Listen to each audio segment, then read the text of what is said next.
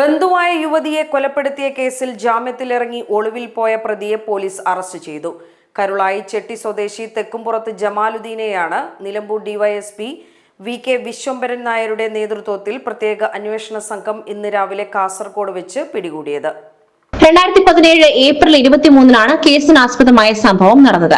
വാക്കുതർക്കത്തെ തുടർന്ന് ബന്ധുവായ ആലുങ്ങൽ ഹസീനയെ പ്രതി മണ്ണെണ്ണ ഒഴിച്ച് തീ കൊളുത്തി കൊലപ്പെടുത്തുകയായിരുന്നു.